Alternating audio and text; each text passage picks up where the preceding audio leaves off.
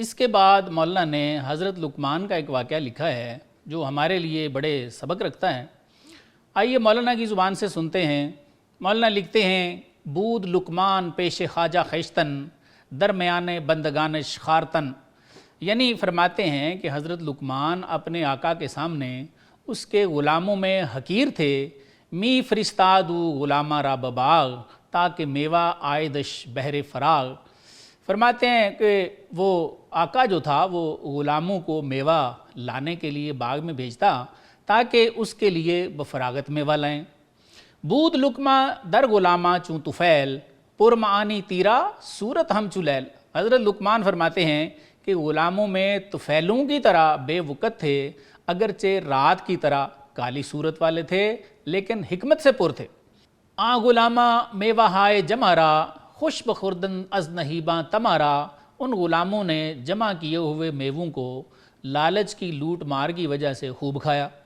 خواجہ را گفتن لقمہ خورد خواجہ بر لقمہ ترش گشت و گراں۔ غلاموں نے مالک سے کہا کہ ان کو لقمان کھا گیا ہے، اور مالک یہ سن کر حضرت لقمان پر خفا اور ناراض ہونے لگا۔ چون تفخص کرد از لقمہ سبب در عطاب خواجہ اش بے کشاد لب۔ جب مالک نے حضرت لقمان سے وجہ دریافت کی تو انہوں نے اپنے آقا کی ناراضگی کے سلسلے میں لب کشائی کی۔ گفت لقمہ سیدہ پیش خدا بندہ خائن نہ باشد مرتضیٰ۔ حضرت لقمان نے عرض کیا کہ آقا، خدا کے سامنے خیانت کرنے والا غلام پسندیدہ نہیں ہے۔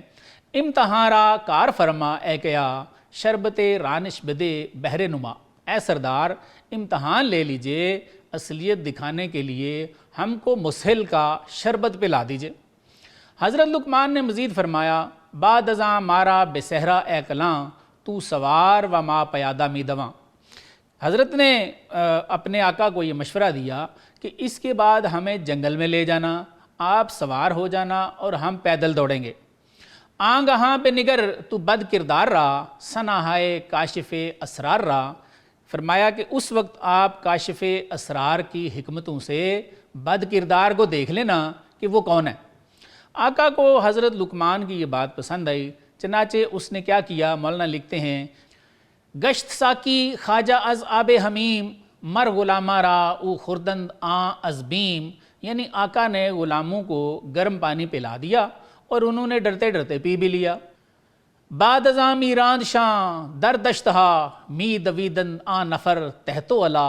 یعنی اس کے بعد آقا نے ان کو جنگلوں میں نکال لیا اور وہ سب غلام اونچی اور نیچی جگہوں پر دوڑنے لگے۔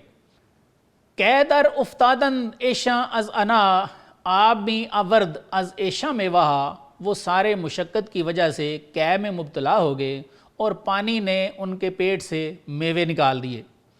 چون لقمہ را درآمد کے از ناف می برآمد از درونش آب صفا۔ یعنی حضرت لقمان کی ناف سے بھی قے آئی تو ان کے پیٹ میں سے صاف پانی باہر نکلا۔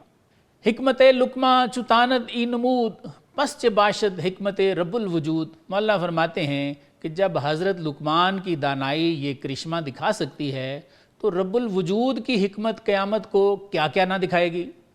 مولانا مزید لکھتے ہیں، نار ازاں آمد عذاب کافراں کہ حجر را نار باشد امتحان۔ فرماتے ہیں اللہ تعالیٰ نے کافروں کے لیے آگ کا عذاب اسی لیے تیار کر رکھا ہے کیونکہ پتھر کا امتحان آگ ہی سے ہوتا ہے۔ مولانا نے حضرت لقمان کے واقعے میں ہمیں یہ درس دیا ہے کہ جس طرح گرم پانی سے چوروں کے میوے قے سے ظاہر ہو گئے تھے، اسی طرح اللہ کی حکمت سے دوزخی اپنے سارے راز اگل دیں گے۔ آگے مولانا ہمیں ایک بہت بڑی نصیحت کر گئے، فرماتے ہیں کہ جہان میں کچھ لوگ تو حضرت لقمان کی سنت پر ہیں اور کچھ ان بروں کے راستے پہ ہیں، لیکن بروں کو جتنی بھی نصیحت کی جائے، مولانا فرماتے ہیں کہ وہ بروں کے ساتھ ہی جا کے ملتے ہیں، حق کی طرف نہیں آتے۔ آئیے مولانا کی زبان سے سنتے ہیں کہ آپ کیا لکھتے ہیں۔ این دلے چوں سنگ را تا چند چند پند گفتیم و نمی پذی رفت پند۔ مولانا فرماتے ہیں کہ ان پتھر دلوں والوں کو ہم نے کتنی ہی نصیحتیں کی ہیں لیکن انہوں نے قبول ہی نہیں کی۔ للخبیثات الخبیثون حکمت است زشت را ہم زشت جفت و بابت است۔ مولانا فرماتے ہیں کہ خبیثات کا خبیثوں کے لیے ہونا، فرماتے ہیں اس میں حکمت ہے، بد صورتوں کے لیے بد صورت ہی کرین اور لائق ہے۔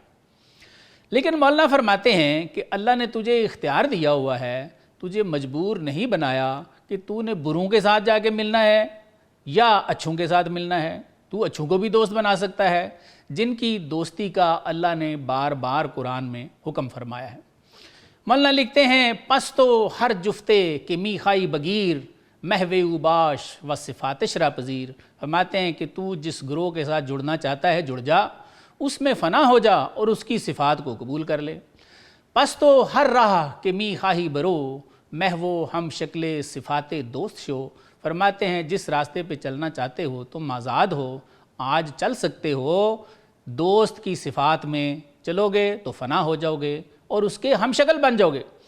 آگے لکھتے ہیں نور خواہی مستعد نور شو، دور خواہی خیش بیں و دور شو۔ فرماتے ہیں نور چاہتے ہو تو کسی نور والے کے پاس جانے کے لیے مستعد ہو جاؤ، اور اگر دور جانا چاہتے ہو تو متکبر بن جاؤ اور ان نور والوں سے دور ہو جاؤ۔ آگے لکھتے ہیں ور رہے خواہی ازیں سجن خرب سر مکش از دوست وسجد وقترب۔ فرماتے ہیں اگر اس برباد قید خانے سے رہائی چاہتے ہو تو دوست سے سر نہ کھینچو، اس کی صحبت بھی اختیار کرو اور اللہ کو سجدے کرو اور اس کے قریب ہوتے جاؤ۔ مولانا ان آخری اشعار میں ہمیں یہ سبق دے گئے ہیں جو بخاری مسلم کی ایک حدیث کا مضمون ہے، المرء علی دین خلیلہ، یعنی انسان اپنے دوست کے مذہب پر ہوتا ہے۔ مولانا فرماتے ہیں کہ مسلمان اب یہ آپ پہ ہے کہ اللہ نے تو سورہ نساء کی آیت 69 میں فرما رکھا ہے انعم اللہ علیہم من النبیین والصدیقین والشہداء والصالحین وحسن اولئک رفیقا، یعنی اللہ تعالیٰ نے انعام کیا ہوا ہے نبیوں پہ، صدیقوں پہ، شہیدوں پہ اور صالحین پہ، اور یہ تمہارے بہترین دوست ہیں۔ کیا تم نے ان کو دوست بنانا ہے جن کو اللہ کہہ رہے ہیں، یا یہ کہ تم نے ان کے علاوہ کوئی اور دوست بنانے ہیں قرآن کے معیار کو چھوڑ کے؟ مولانا فرماتے ہیں یہ اے انسان اب آپ کی اپنی چوائس ہے، آپ آزاد ہو، لیکن فرماتے ہیں کہ یہ بات حدیث رسول کی روشنی میں بھی بالکل واضح ہے اور قرآن کی روشنی میں بھی بالکل واضح ہے کہ تو جس دوست کے پاس بیٹھے گا اس کی صفات تجھ میں ضرور آئیں گی۔